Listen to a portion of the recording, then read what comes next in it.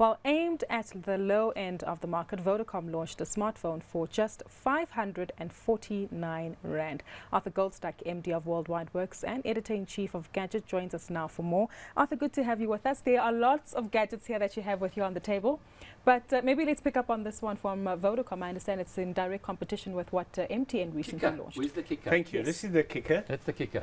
Looks like my iPhone. It looks like almost anyone's smartphone. It's a small screen though. It's a bit smaller, yeah. That's partly what makes it so cheap. But there's a massive competition underway between Vodacom and MTN to bring the cheapest smartphones to the market. Although they say it's not about competing, it's about trying to give their entry-level customers entry to the internet world and the world of data and apps. Have you compared the stepper and the kicker? Because I've been playing around with them. The stepper, this is the stepper from MTN. And that phone really was one of the ones that set the market alight, because it's a 499 Rand phone as opposed to the kicker at 549. The problem with the stepper though is that it's got MTN's own skin over the Android operating system, and the skin means it's their version of the operating system, and it's not a very user-friendly one, whereas the kicker has got almost a standard version of Android, so people will be able to get far more use out of the kicker. But MTN have now come up with a new version of the stepper, not on the market yet, but it's got a much bigger screen and it looks like far more of an Android kind of I must tell you something, after phone. feeling the original kicker in my hand, it was a lot bulkier than Vodacom's one, and this one actually seems like it's a better option in the long run. If they can bring it to the market at the same price, and the pricing hasn't been confirmed yet, then it's certainly going to give Vodacom a run for its money. From the network provider's perspective, the more people they can get into the market in smartphones, the more data they're going to sell. So perhaps they'd subsidize it? There's no question about it. The MTN stepper was heavily subsidized, as was this phone. This is the Huawei Ascend Y220. That came onto market at the end of last year at 449 Rand. So the cheapest smartphone on the market from a name brand. It's cleaned up the market as well between that and the stepper. And they sold hundreds of thousands between the two, but both were subsidized. That's why the kicker from Vodacom is in fact a more realistic price at 549. That's more sustainable. Those other low-cost smartphones were not sustainable at the time. But just from a broader perspective, clearly these are smartphones, and you've said that, so it gives access to the internet. It gives people who previously couldn't afford an iPhone or a Galaxy that opportunity. How's it going to change the environment that you know so much about? One of the big changes that's going to have to come to the market is a relook at data costs from the networks, because every one of those phones uses data in the background. The MTN stepper especially heavily, and because of the MTN skin over the operating system, you have less control of how you use that data. So in effect, it's sucking up data in the background without the user even knowing it. And the cost of that data is coming off their airtime.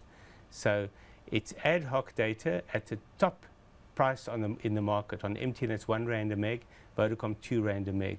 When you unintentionally using data at that kind of cost, it's going to result in a backlash. That's very high, Arthur. There's no question. 1 Rand a meg. We used to buy it at 1 cent a meg. How can they charge Well, so if you much? buy a big enough bundle, you can get it at 1 cent a meg. But the entry-level market that we're talking about here cannot afford bundles. So we're campaigning heavily for the networks to bring down that ceiling price of data. It's like Woolies selling biltong at 1,000 Rand a kilogram if you buy the little Precisely. bits. Precisely.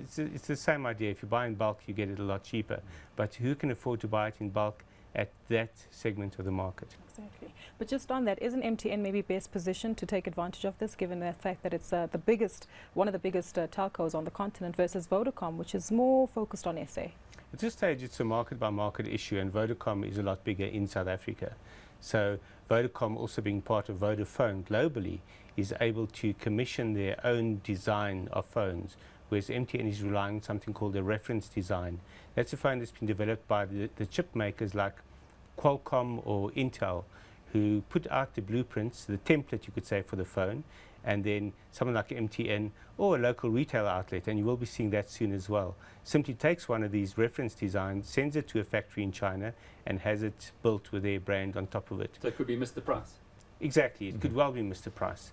But the Vodacom phones are in fact commissioned by Vodafone, and they put it out to tender. So Alcatel, in fact, manufactures these cheap Vodacom phones. You've got such wonderful insights, but when one has a look from a broader perspective into the African continent, surely there's just such a huge pent-up demand for smartphones that it's going to be a bull factor for both Vodacom and MTN. The market's just so big. It's a massive market. At this stage, the winners are the manufacturers that get into those markets. So Samsung, for example, is growing very rapidly in all the markets where smartphone growth is at the highest. Nokia still has a chance there, but they've already announced, or Microsoft has announced, they're likely to pull out of the feature phone market, which is where Nokia still dominates the continent.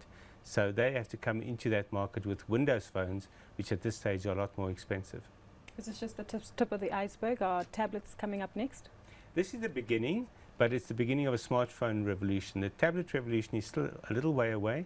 They're a little too expensive, still too demanding, and the big issue in Africa is charging and battery life. So you've got to produce devices that have got a long battery life that don't have to be charged every day. And at this stage, we don't really have that luxury in the smartphone or the tablet market. Arthur, why should I trade in my iPhone for a kicker, say?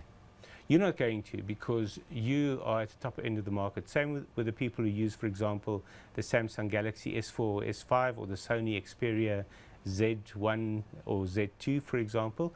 They are not in the market for these devices. They are buying phones on contract where they're paying between 300 and 500 Rand a month on their contract. These are people who can only afford that once every couple of years.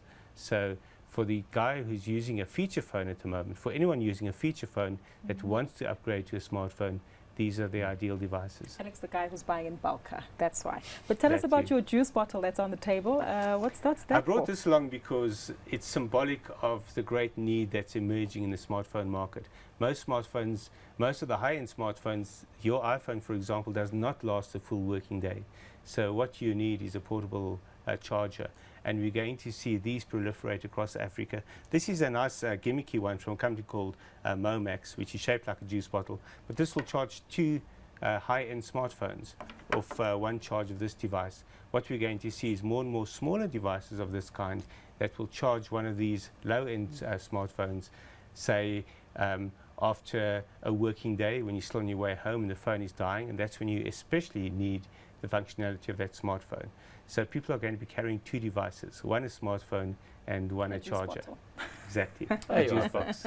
Thanks, man. Indeed. Arthur, thank you so Are much you for going to your get time one today. You said I'm not allowed to get one, so are you? I didn't say, what, the smart did kicker. say. You said I can't trade in my iPhone because it's... Because you buy in bulk. I buy in bulk. Alex, I've switched, that's by what the you way. said. I've gone to MTN and my phone rings again. It's been amazing. I actually get phone calls now.